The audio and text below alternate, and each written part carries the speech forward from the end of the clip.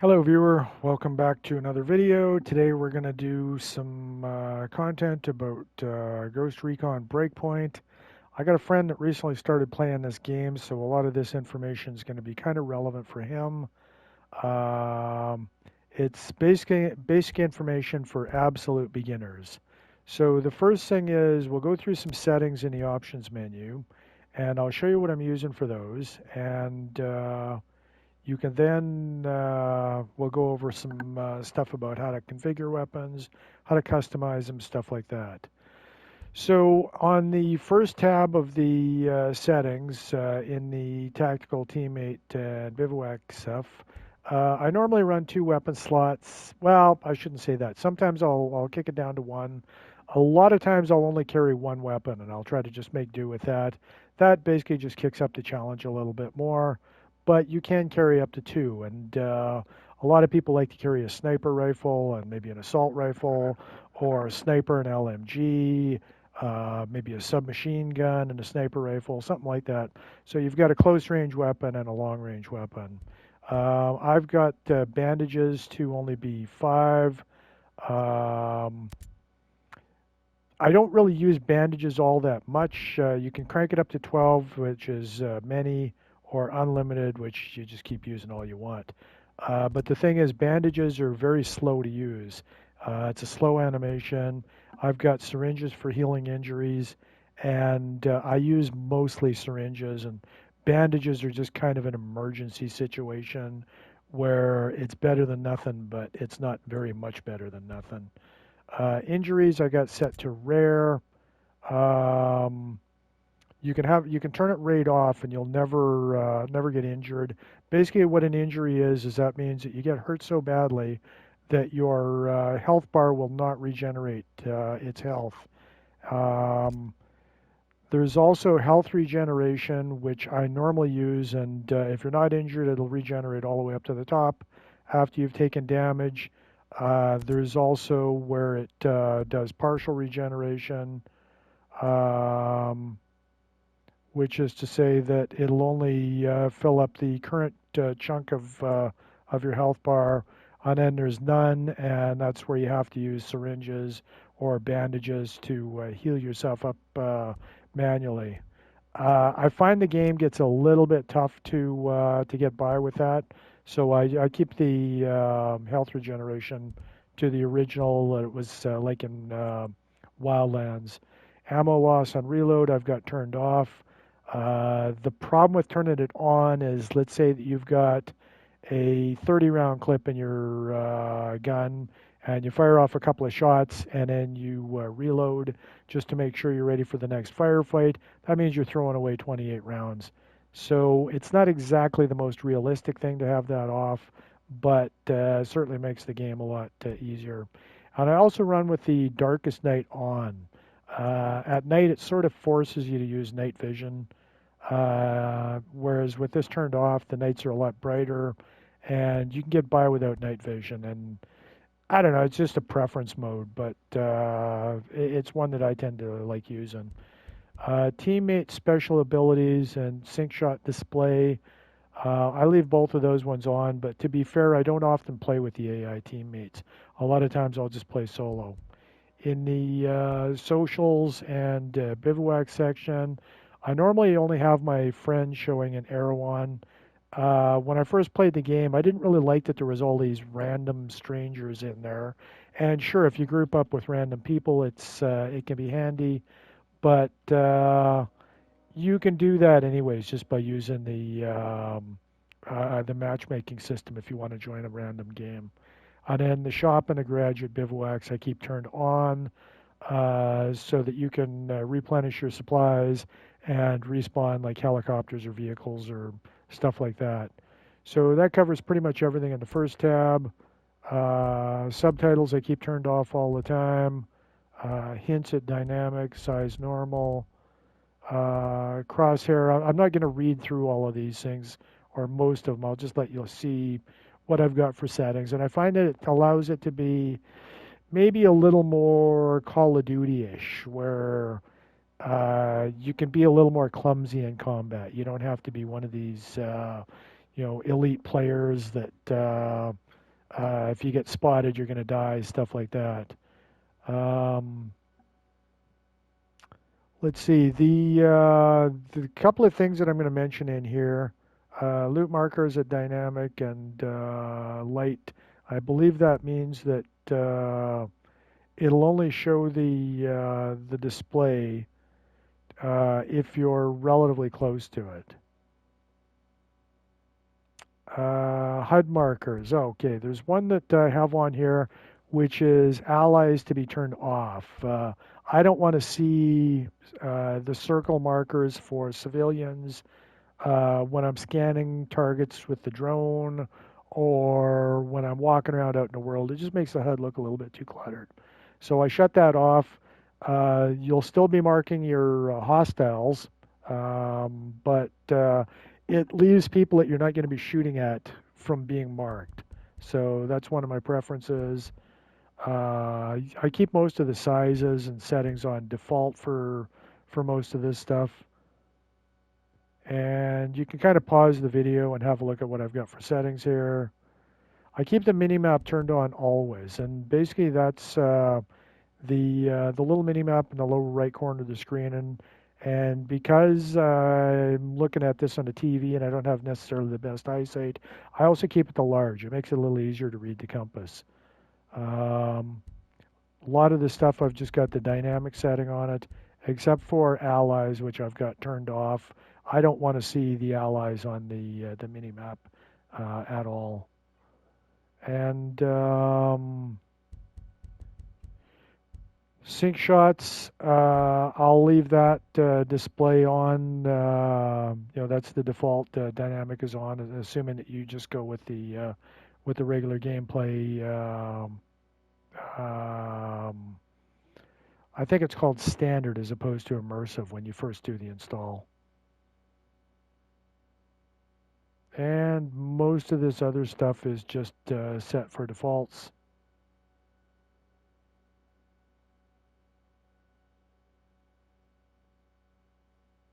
And PvP, I don't really touch that. So everything there is on defaults. Text chat, I never use text chat, so frankly, all this stuff is still defaults as well. This is just a matter of preference. I do have the aim assist turned on, and I've got the assist area to be big, just because sometimes your firefights get pretty intense. And to be fair, I'm also running this on the easy skill level, so I can be a little bit more of a bullet sponge than some of the people that I play with that are on normal. Camera distance, I just leave alone with all the default settings. And the PvP, once again, I don't touch. Controls, whether you invert the y-axis or the x-axis is kind of up to your preference, depending on what you do with most shooters. And the only thing I set in graphics mode is I'm playing this on a PS5, so I'll normally keep this set for performance mode rather than fidelity. I would rather have 60 FPS over like slightly nicer graphics. And it's a PS4 game, so I don't think they really improved the graphics much either. Most of the volume stuff I tend to leave alone. I'll turn the music down a little bit just if I'm doing a lot of co-op so it doesn't sort of overpower things. And I've played around with the voice volume a little bit as well. There's also the squad volume that I've played around with just because sometimes my people that I'm co-oping with, they're a little bit loud compared to the rest of the game. Now, one thing that I should mention is that if you find that your microphone is always triggered from background noise in your room, you can set this open mic sensitivity from automatic into manual mode and then adjust it down to like maybe 65, 75, and you'll see in the upper corner of the screen, when it detects sound, you'll see like a sound bar come up on this thing. And it should show up when you're talking into your microphone, but if background noises are setting it off, then you definitely have it set way too sensitive. I find that because my room is relatively quiet, I can just leave it set to automatic. But let's say your wife is vacuuming or you're playing video games in the laundry room and the dryer is going off or something like that, where there's a lot of background noise, you may want to set that to to manual and just tweak the setting on there so that it's only coming on when you're actually talking. Otherwise, when you're in co-op, it's going to be super annoying for people because your mic is always going to be activating and it's going to be overriding the chat channel. Has everything set for English here, and none of this stuff is really changed from default. So those are the basic settings that I'm using, and in the Ghost experience, um, I've got the gear level turned off. I really don't like gear level, having to be changing your weapons all the time because it's at a different level and having things, a warning that you don't want to take on a particular fight because they're too high level for you. So I just shut it off. And a particular gun, let's say an AK-47, is just like any other AK-47. They'll do the same amount of damage aside from any upgrades that you've done to it, as opposed to, like this AK-47 has 20% more range. This AK-47 has 10% more damage. And it also tends to make every gun that you pick up in your inventory. So you could potentially find yourself with 50 guns in your inventory that they don't sell for a lot of money, and it sort of takes away from the realism. I would rather be forced to drop a gun to pick up a new one and be limited just in what you would normally be able to carry. Enemy difficulty, I'm running it easy. I've tried normal, but I always tend to get shot up and burn through a huge number of health packs and stuff like that. Maybe I'm simply not tactical enough to manage this game on that setting, but that's just a personal preference. Now, the other thing is that you can mix and match if you're in a co-op game. Some people can be playing on easy, some people can be playing on normal, some people can be playing on advanced.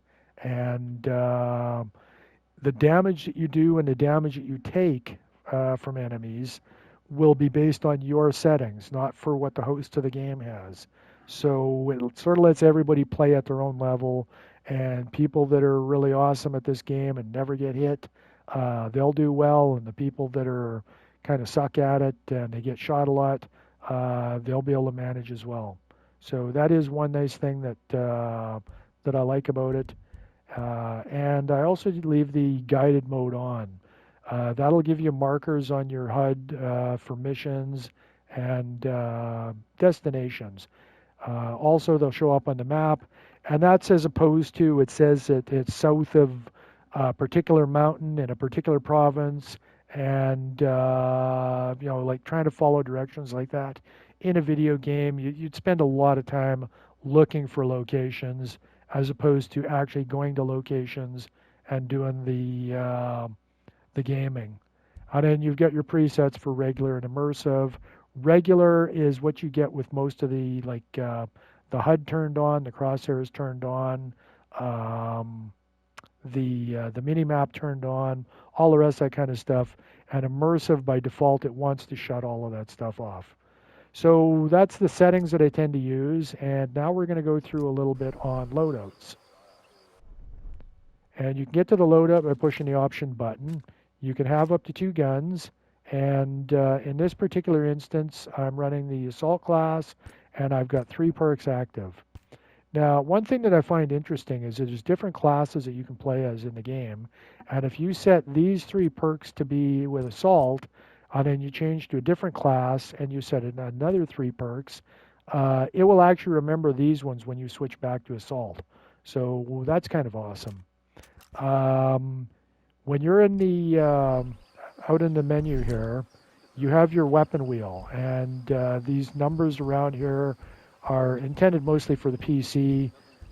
With a console controller, you just push the right bumper and you step through them with the right stick. And you've only got so many slots here.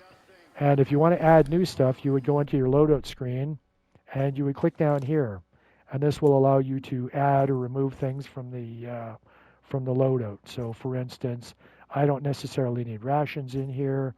I don't necessarily need the canteen in here. And I can also add another one. So let's say I want to add mines.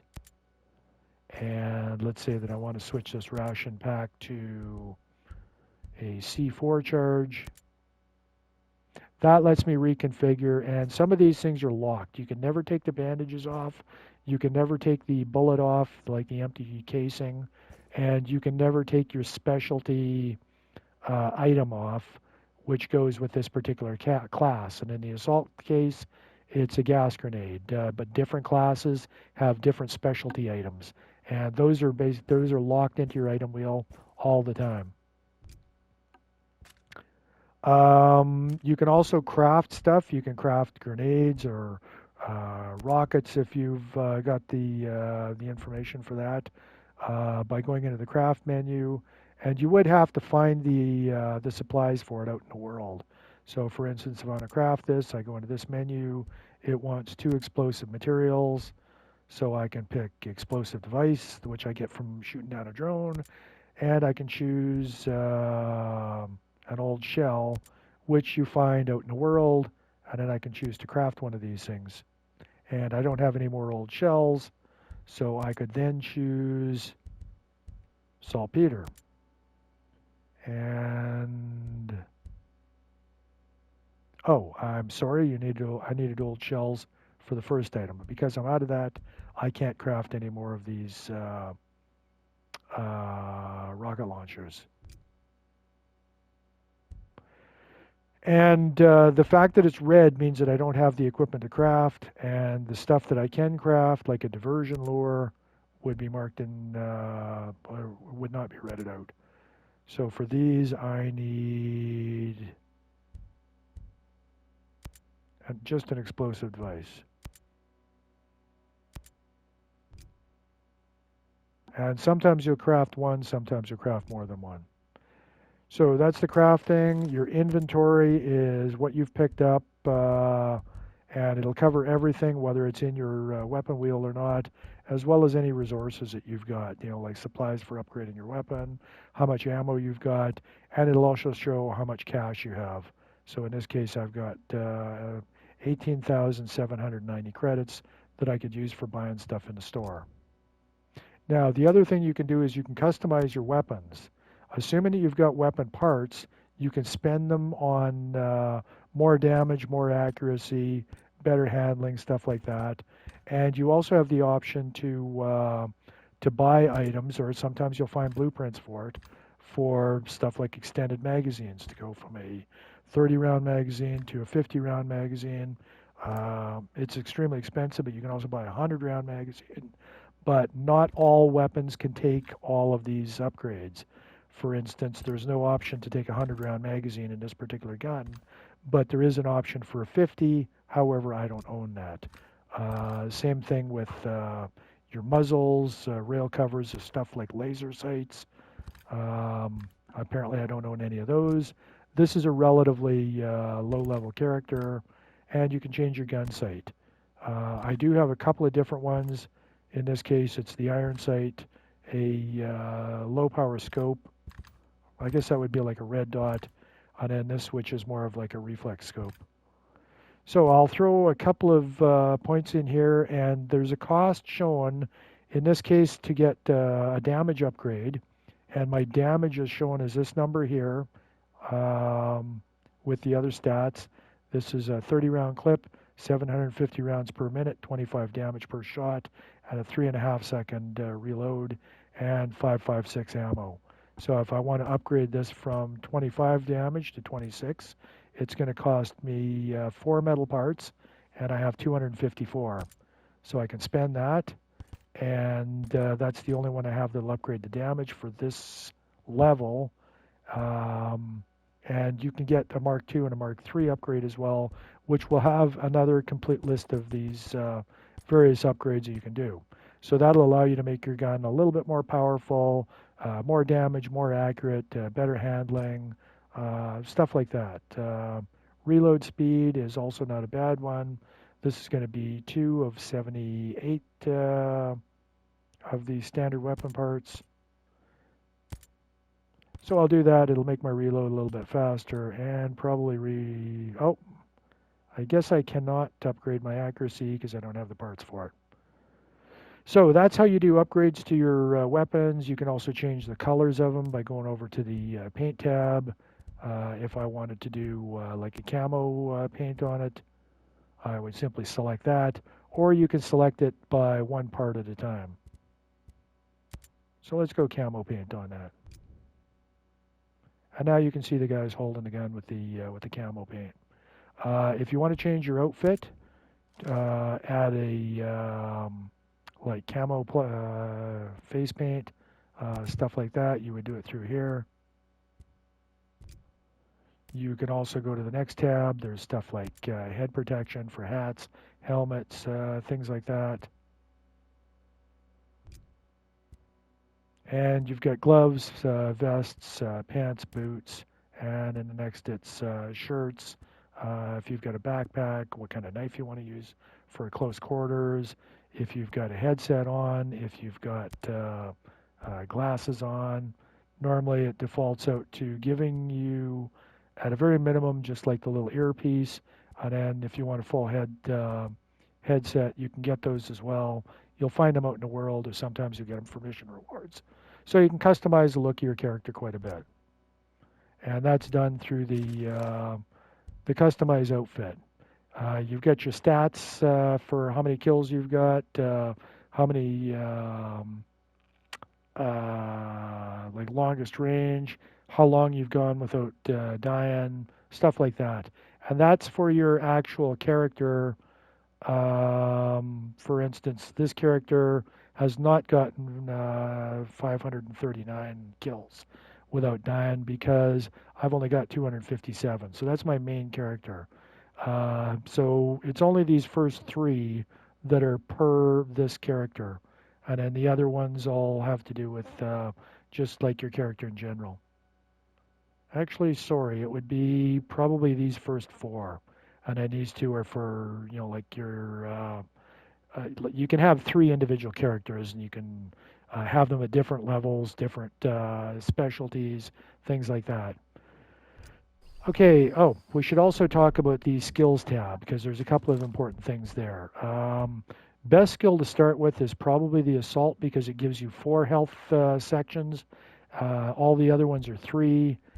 Panther is another good one because it gives you cloaking spray, which makes you invisible to machines and will allow you to go to the behemoth sites and to essentially just make yourself invisible, walk in, grab the skill points and the blueprints, and then walk back out again as opposed to fighting them.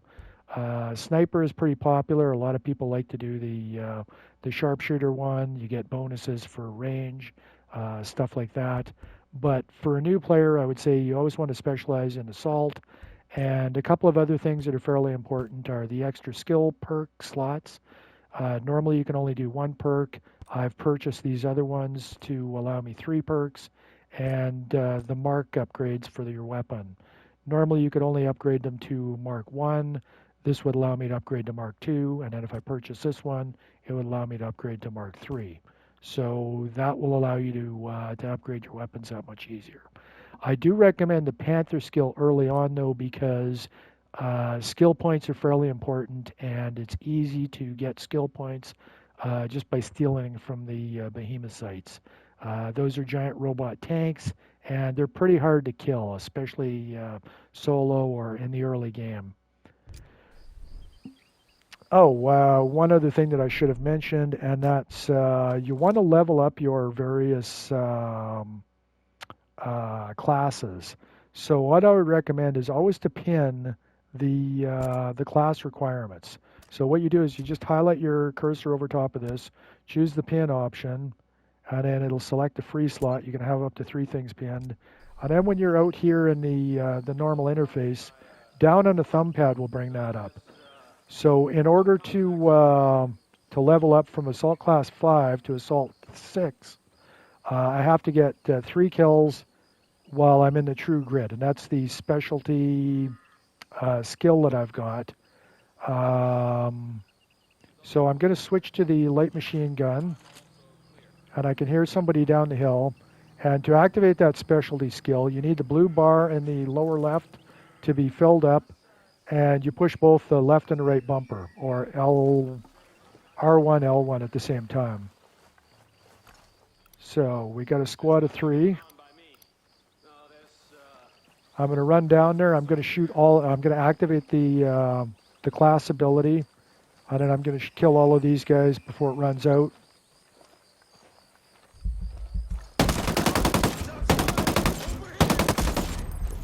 And I leveled up for that. And that should have given me a skill point. So yay for me. Now I'm at Assault Class 6. And basically what that does is it makes you do more damage, and it makes you take less damage. But now I have to wait for it to recharge again before I can use it again. Now I've got a whole fresh list of requirements in the upper left when I go down on the thumb pad. And if you do that, you can get a lot of free skill points by doing stuff that you were already planning on doing. Just by running around, playing a game. And now I've got another instance where I have to do that 3 enemies in one use of the True Grit again, kill 3 enemies with gas grenade or with grenades, and 3 enemies with an assault rifle or shotgun in 20 seconds. So that's all pretty easy to do. And then just kill 40 enemies with an assault rifle or a shotgun. So that's just normal gameplay stuff. Anyways, by doing that and going to the behemoth sites, which are dotted around the map, you'll find them, and using the Panther class, you can then just run in and grab the skill points. So for instance, this one is a rangefinder and 2 skill points. So you could just travel to that, spray yourself with the cloaking spray. Once you're relatively close, you get 60 seconds on it. So you run in, grab the stuff, spray yourself again, run back out, and you got another 2 skill points to spend. So easy upgrades with that. Anyways, this is just a basic little video. I just wanted to go over a few simple things. I may do a few more of these things like Breakpoint for beginners, but I'm going to leave this video at that point. Thanks for watching. I hope it was a little bit helpful to get you started on the game.